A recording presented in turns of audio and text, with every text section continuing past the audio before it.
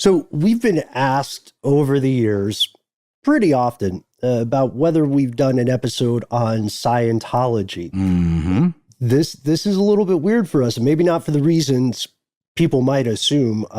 Scientology is a very litigious organization, legally speaking, but we also don't want to denigrate people's personal beliefs. So we had to find the perfect Scientology story, a real conspiracy, one of the biggest ever perpetrated in the U.S., and Scientology officially says they didn't condone it, but the U.S. Supreme Court disagrees. Yep, says otherwise for sure. And this was way back in the 70s with the Church of Scientology essentially trying to get rid of any negative records about the organization or its founder, L. Ron Hubbard. And also, while we're at it real quick, highly recommend you check out another one of our fellow podcasts called Fair Game, about the Church of Scientology's practice of essentially stalking anyone that speaks ill of the church. That's right. Strap in your thetans. We're headed toward Operation Snow White. From UFOs to ghosts and government cover-ups, history is riddled with unexplained events.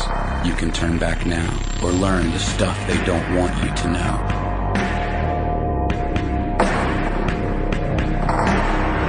Hey everybody, welcome back to the show. This is Stuff They Don't Want You to Know. My name is Matt. And I am Ben. And today, we're covering something pretty great.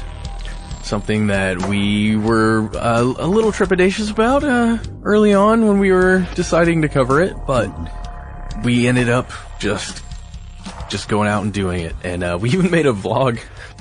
We made a vlog basically prefacing that it was going to be dangerous for us to make this episode. And so far, I mean, have you heard anything?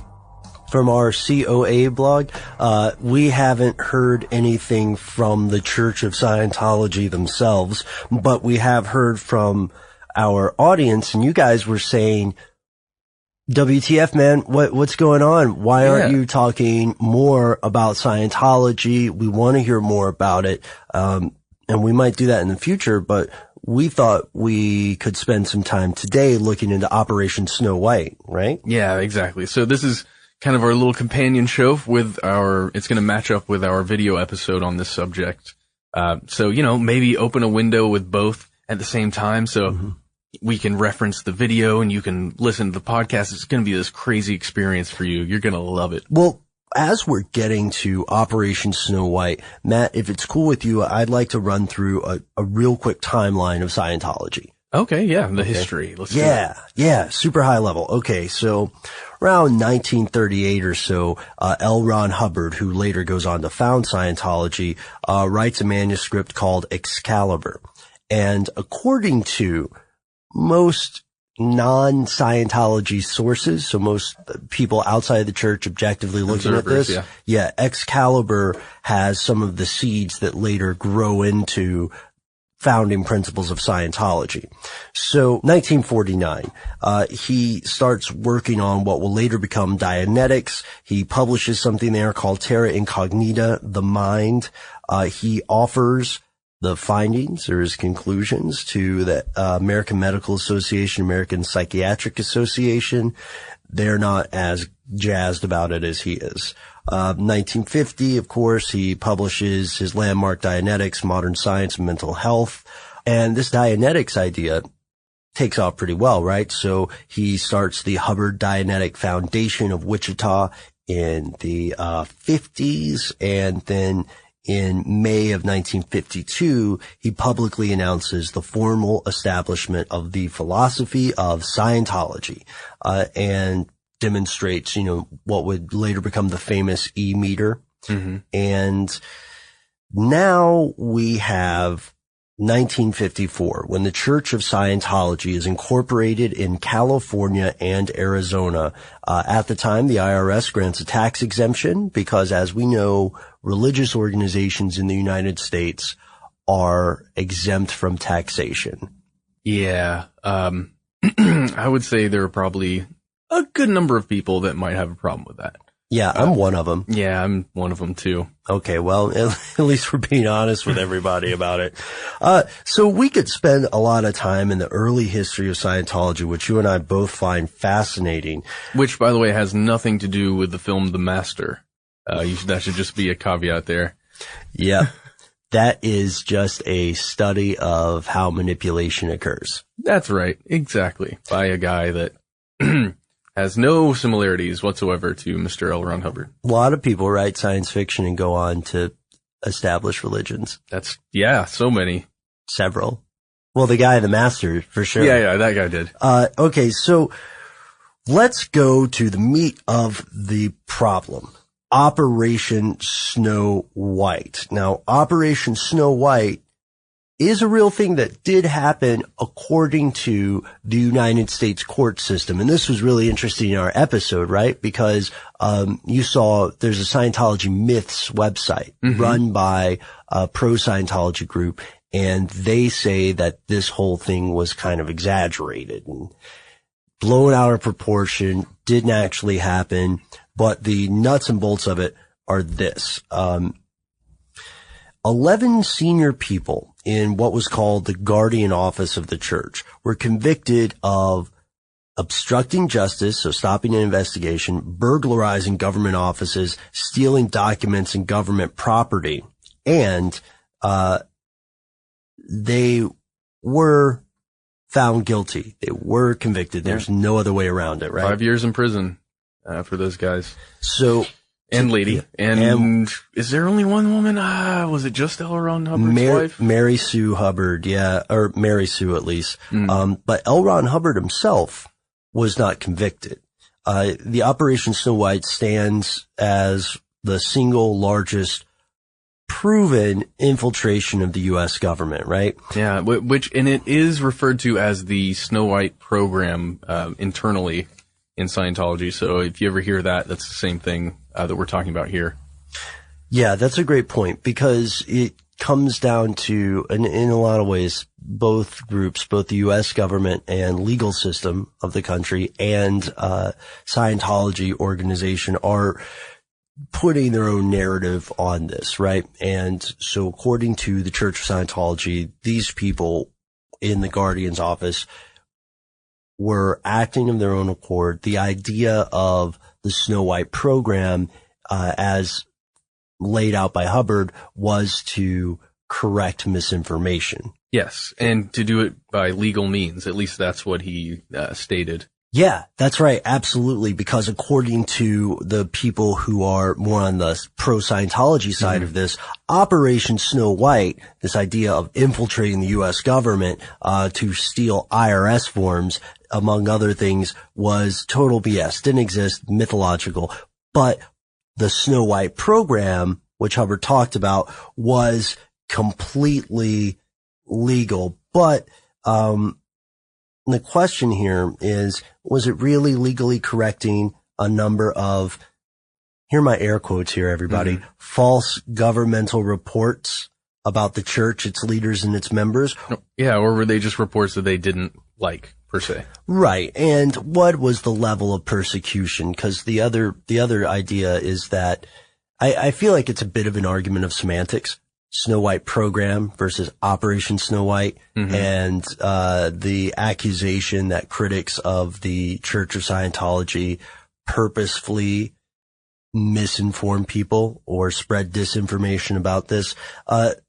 The thing is that when Hubbard wrote the Snow White program, like, let's just say the Church of Scientology's views on this are, but for the sake of argument, let's go with that. So we know that he wrote it in 1973, and that the Apollo, the ship that he was staying on, was meeting hostility in European harbors because of the accusations against the Church of Scientology by former members, by governmental agencies across U.S. and Europe, or in the United States and Europe.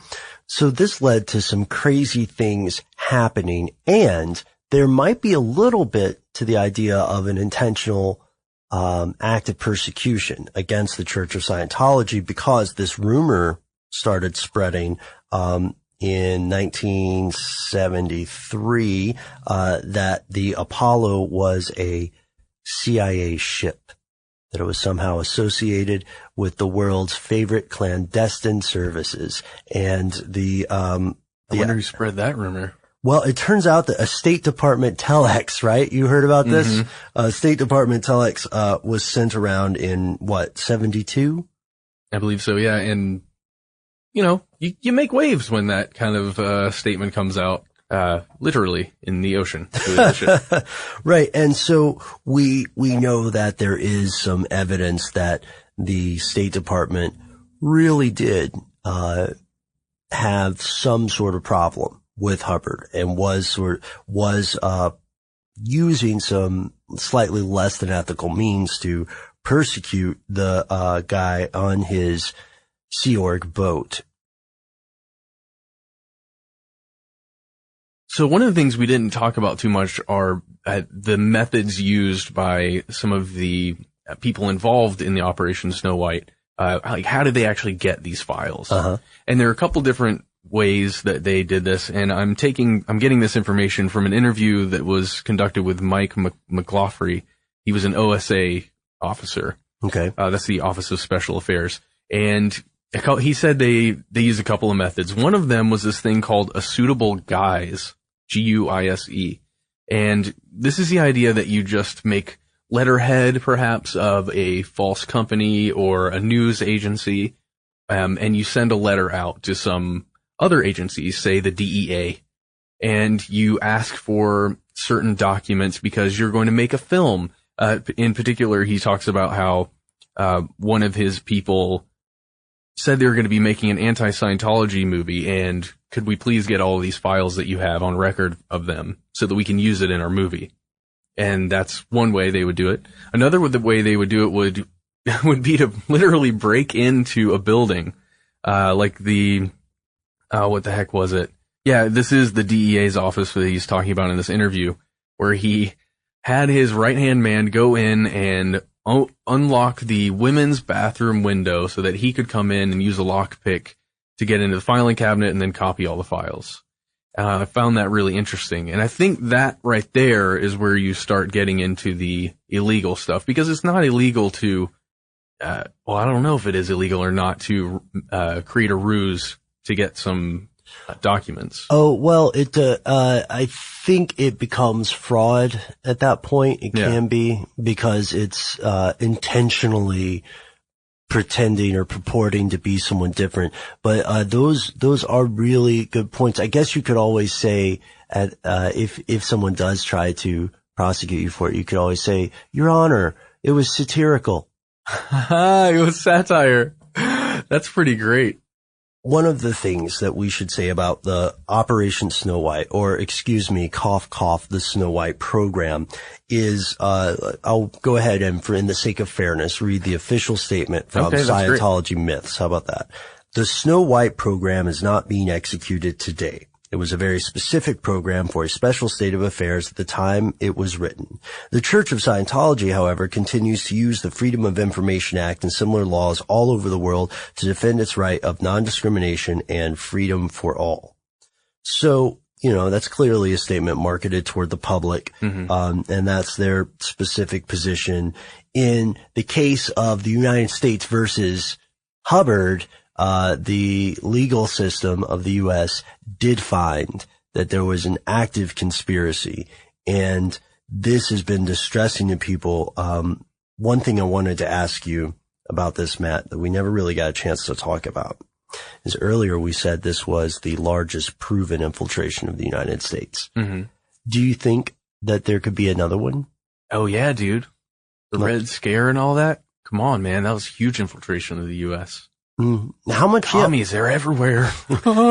Now, we do know that there were communist forces in the U.S. at the time. Yeah, there really were. I mean, McCarthy was crazy, but he also had some good points there. So you think then if there were a larger infiltration of the government, that it would be from a foreign power like I think that's the Cold most War likely. Russia. Yeah. That's the most likely culprit. Well, what do you think about the idea that the largest infiltration of government is by banking?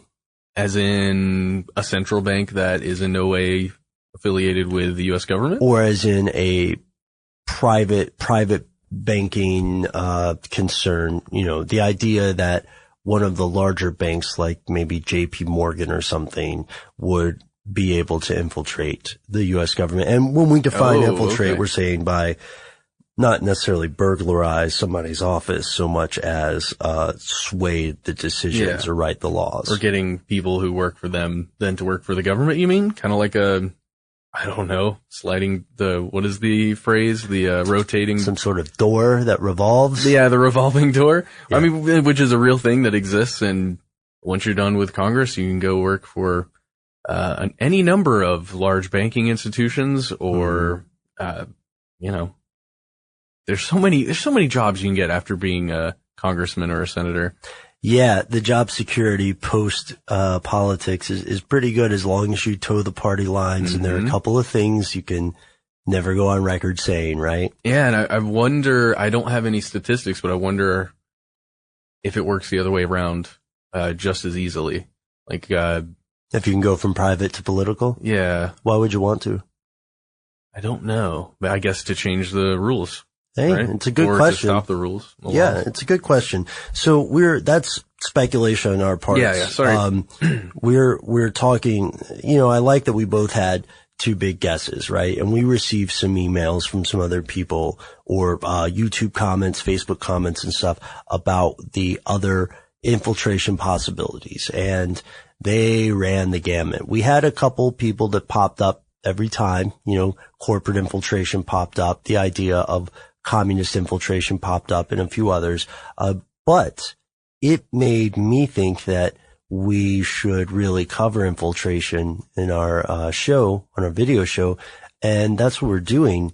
But before we go out, Matt, do you want to do some listener mail? I do.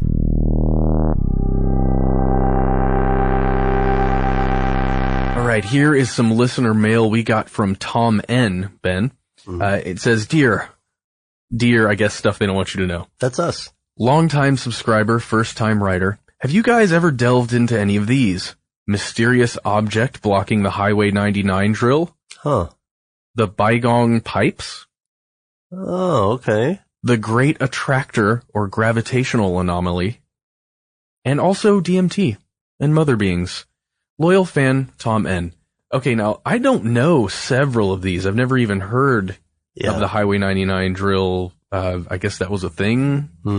Or the Bygong pipes. The Bygong pipes, I know, are a mysterious set of artifacts that are going into, that extend from the ground. They're in China. That are supposed to be, it's hard, they can't figure out how they were made at the time, I guess. I think, they've got a couple questions. How were they made? Why were they made? You know, were they vents for something underground? And the areas that they lead to are too small for a person. So is it an ancient, it's probably an ancient technology of some sort, but we're not sure what. Now, as for the Great Attractor, the anomaly, that's something that you and I haven't explored any more than this thing on Highway 99. But DMT, my friend. Oh, yes. We have an episode just about DMT. Yeah, and it's actually coming out. I'm not exactly sure when this publishes, but it's going to be out hopefully by the time you hear this episode. It'll be on our channel on youtube.com/conspiracy stuff and also on iTunes. Yep. And we're also on Facebook and Twitter as Conspiracy Stuff. We need to ask for help from you. Now, we're just getting started with this show. We're trying out a couple different things. You know, we've had shorter episodes, longer episodes, stuff like that. If you are listening to this via iTunes, why don't do us a solid, make our year for us and go to iTunes and just give us a nice rating there. Be charitable. It'll be your good deed. And, you know, just give us 4 or 5 stars or whatever, and then later when someone says, hey, can I borrow some money, or hey, will you give me your car or whatever, you can say, no can do, Jose Canseco, I already did my good deed for the day. Sorry, I don't even know what to say. Jose Canseco? I don't know. All right, so we're going to get out of here. Thank you guys so much for checking out the show. And that's the end of this classic episode. If you have any thoughts or questions about this episode, you can get into contact with us in a number of different ways. One of the best is to give us a call. Our number is 1-833-STDWYTK. If you don't want to do that, you can send us a good old-fashioned email. We are conspiracy@iHeartRadio.com. Stuff They Don't Want You to Know is a production of iHeartRadio. For more podcasts from iHeartRadio, visit the iHeartRadio app, Apple Podcasts, or wherever you listen to your favorite shows.